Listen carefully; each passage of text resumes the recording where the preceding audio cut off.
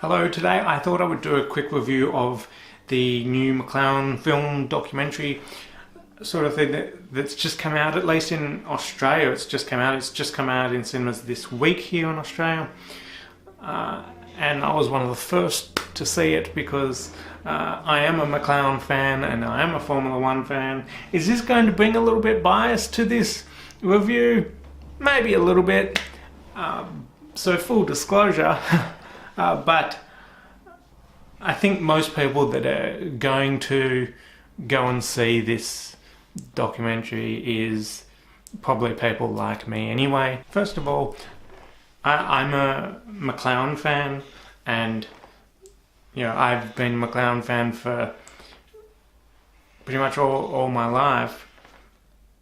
And even though I never really knew too much of the story of how McLaren began, and I didn't really know too much of Bruce McLaren, the man.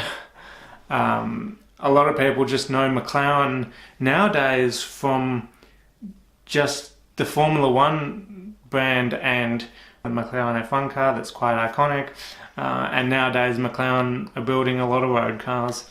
That's what people know McLaren as now, but they don't really know the backstory. So if you're thinking this documentary is about McLaren the brand, or about McLaren the Formula One team, or anything like that, it's not a documentary about that.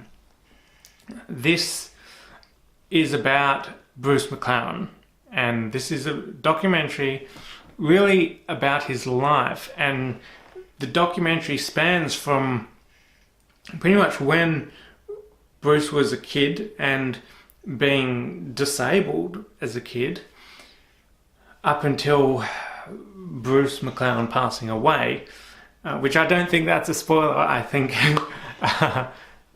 everyone sort of knows that Bruce passed away.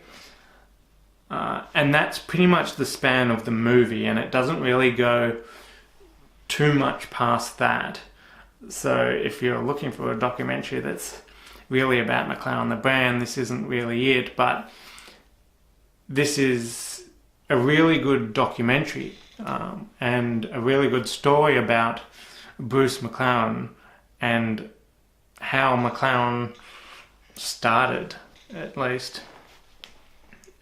And everything that he went through, and everything that was going on at the time, and his life as a racing driver before McLaren was started, and driving for Cooper and doing a bit of engineering for Cooper. And it's a great story to see everything that happened. That the documentary consists of a lot of real life footage from racing and different things over the years, as well as your normal documentary of sort of interviewing those real life people in his life, his loved ones and friends and the people he worked with. And there are a few spots in it that they recreated the sort of scenes in the modern day to just give you an idea of what it was sort of like, which I think was good. A few parts in the documentary I didn't sort of like. There's just, I think there might have been about 2 scenes in it that were, I don't know, just country and western that flashed up every now and again. I didn't really like that. Me personally, I probably would have taken that out, but maybe there's some other resemblance in there that I don't know about. I'm not sure, but I think overall the documentary was really good. And I think if you're a motor racing fan or Formula One fan or anything like that, you're probably going to like it. If you're not a Formula One fan, if you're not a racing fan, I think you could still enjoy the movie, but there's probably going to be a few more boring spots in there for you if you don't like motor racing. But even if you take out that aspect of motor racing, it's still a great story about this guy that was disabled as a kid and made a very big business that's still out there today and has a massive legacy.